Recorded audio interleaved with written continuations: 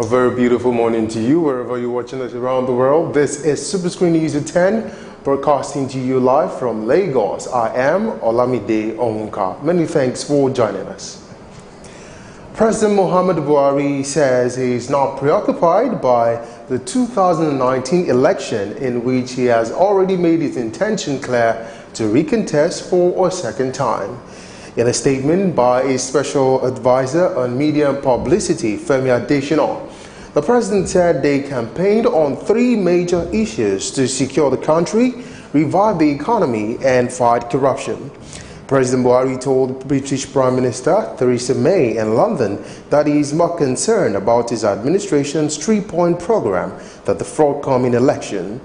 At a bilateral meeting with May at 10 Downing Street, London, Buhari said he could not afford to lose concentration on the economy, security, and the anti-corruption war in his administration. Now, President Muhammad Buhari has had a bilateral meeting with the British Prime Minister Theresa May yesterday. The meeting was held at the Downing Street in London. However, details of the meetings are yet to be made available to the press. Details of the story will be coming in our subsequent bulletin.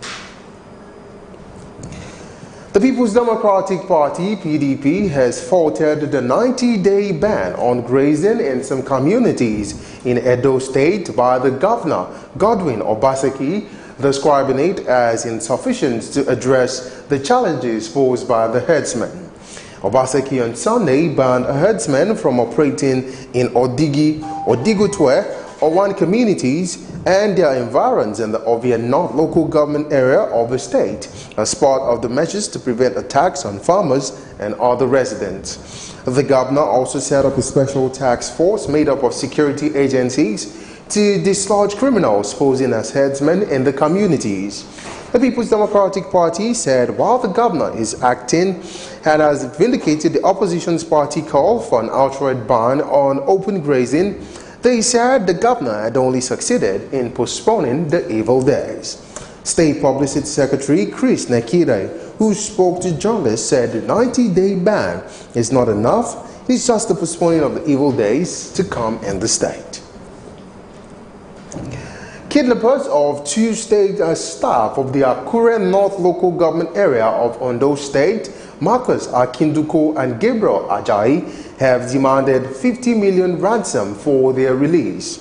A report says some gunmen abducted the two council officials on Saturday in Owo-Idore Road in the Ose local government area of the state while returning from an occasion at Ifira Akoko in the Akoko Southeast local government area. It was also gathered that the four armed men intercepted the vehicle that conveyed the victims and three other council workers. The kidnappers reportedly forced them to alight from the vehicle, and the State Police Public Relations Officer Femi Joseph said the command is working towards ensuring the safe release of the kidnapped victims. The police in Abuja have again dispersed protesting members of the Islamic movement in Nigeria with tear gas. The Shiite members were protesting the continued incarceration of their leader, Sheikh Ibrahim El-Zakzaki at Maitama, when armed policemen swooped in on them, firing tear gas canisters at them. The development paralyzed traffic and commercial activities around the area as everyone avoided the area to guard against attacks from the fracas. Many of the Shiite members were seen running away, while some of them defiantly stood their ground as a police truck fired water cannons at them.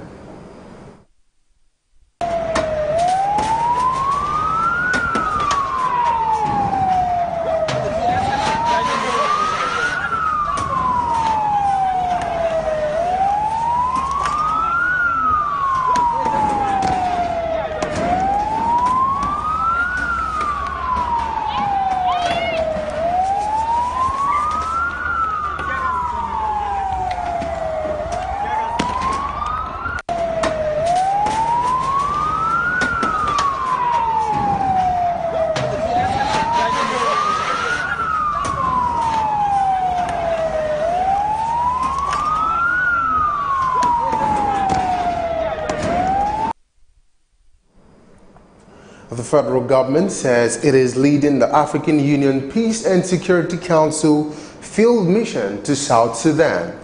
Permanent representative of Nigeria to the African Union, Bankole Adeoye, told journalists that the mission is a key agenda of the PSC for the month of April 2018 under the chairmanship of Nigeria. Adeoye said the 5-day mission to South Sudan, which commenced on Sunday, will end on April 19th. The PSC, led by Nigeria, will also endeavor to find solutions to political and unfolding economic challenges while engaging the government and opposition parties with the local civil society. A German engineer, Michael Kremser, has been kidnapped in northern Nigeria. Kremser, a staff of Dantata and Sowore Constructions Company, was kidnapped in Kano State. Report says a policeman was also killed in the abduction process.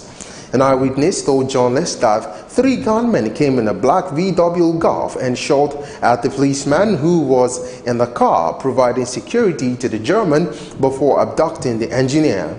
The policeman in Kano, Magaji Maija, confirmed the incident. He ever identified the killed officer as a police sergeant and confirmed his name in the process. The Independent National Electoral Commission, INEC, has urged the public to disregard online publications that it is recruiting ad hoc staff ahead of the 2019 general election, saying it is false. In its online publication, the Commission said it is aware of some social media publications telling the public that it would recruit 100,000 ad hoc personnel for the 2019. He, however, cautioned the public to ignore the statements, describing it as untrue and misleading. The All Progressives Congress, APC, has constituted a 68-member National Convention Committee. The list of the committee members was released by the party's National Secretariat in Abuja on Sunday. The list indicated that the Governor of Jigawa State, Abubakar Badaru, will chair the committee, while the Governor of Ondo State, Rotimi Akeredolu, will be his deputy. Senator Ben Uwajomogu was named as the member and secretary of the committee. Also listed as members of the committee are 10 state governors, including Rochas Okorocha, Kashim Shatima, Aminu Masari, Abiola Jimobi, Ibrahim Gidam, Yaya Bilo, and Godwin Obaseki.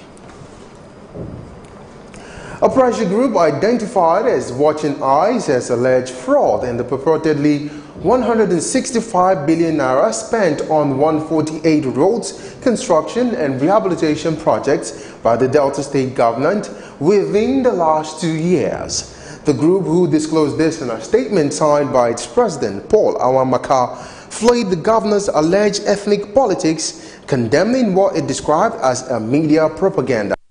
The group is one that it will not fold its hand and watch the Delta State Treasury allegedly looted by the PDP-led government, which claimed Delta State had been fixed with basic infrastructure with nothing to show.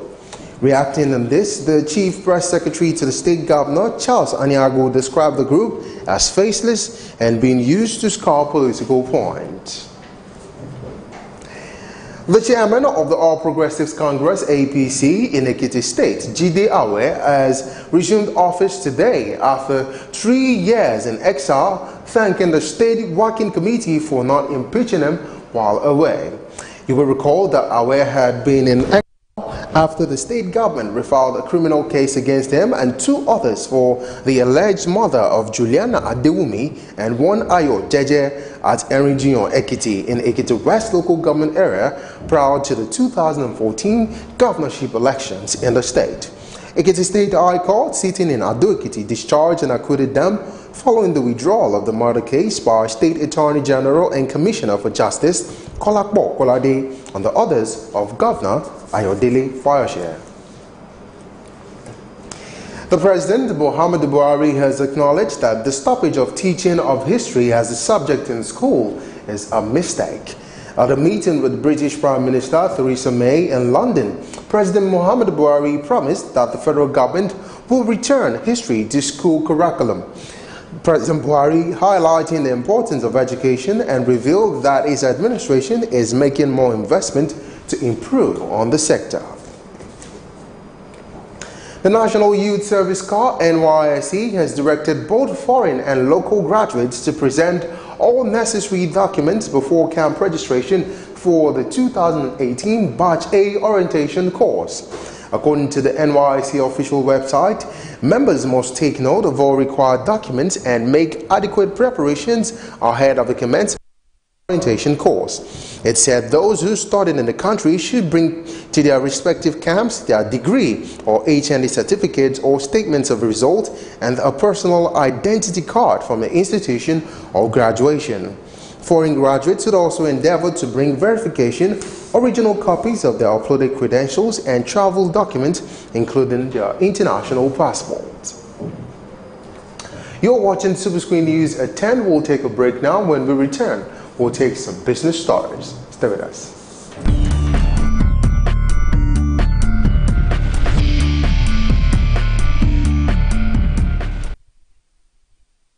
Welcome back, and now for some business stories. The federal government is currently investigating 28 of its ministries, departments and agencies over allegations of contract inflation and conversion of government assets to personal use. The Director, Special Projects Ministry of Finance, Mohammed Dikwa, confirmed these in a presentation on the whistleblower policy and asset tracing team organized by the Presidential Advisory Committee on Corruption. The purpose of the workshop is to initiate a discussion on how to improve the implementation of the policy in accordance with best global practices. The probe is currently being done by the investigation section of the whistleblower unit. In the presentation made available to journalists, Dikwa said 791 investigations are being carried out by the whistleblower unit. He also said the unit is investigating the payment of unapproved funds in 27 MDAs, while allegation of diversion of excess crude oil funds is being investigated in 5 MDAs. The Economic and Financial Crimes Commission, EFCC, has charged telecommunications giants Globacom Limited before the Lagos State Special Offences Court in Ikeja for an alleged fraud of 6.7 million naira. The firm was charged alongside its Indian Chief Marketing Officer Ashok Israni, who was listed as the first defendant in the case. A prosecution counsel for the EFCC, ABC Ozioko, who signed the charge sheet, claimed the firm and Israni acted contrary to the section of the fee fraud and other offences. However, when the case was called in court, the defendant was not there to answer to the court. Still talking business, a non-governmental organization, NGO, in Port Harcourt, has taken the initiative of giving grants to businesses and uplift the people in River State. Coordinator of the group, Eugene Onyezi, advised people to apply for grants, be consistent in their businesses, and build transparent enterprises that will create steady supply of products. Many people, money enter into their hands, but their inability to manage it makes them to be a failure. So it is very, very necessary we are faithful to our business. When you are running your business, you must be faithful. Some beneficiaries who spoke to journalists appreciated the grants and promised to use the funds effectively and judiciously. The truth about the matter is that if you don't have any plan, that is where you have problem when you have money. Already we have a plan.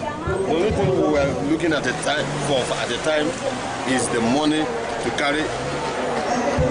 The money to carry out our project and our plan. We've been looking for where we can be able to get. We have a lot of plantations. My father has been training us on how to farm, into yam, a lot of farms, vegetables, all kinds of farming. So I enjoy farming. So I'm so happy for this grant, and I have a land already for this project. So if it comes up, the grant comes up, I'll go fully on cassava farming. We'll be one of the same company, cosmetics and bottled water, where I have planned it on my own. But by the grace of God, in as much as this money comes in, I've planned for it, and I hope that from this God will make a change in my life and You're watching Superscreen News at 10. We'll take a break now. When we return, we'll take the latest in the world of the foreign scene Plus, bring you some sports stories.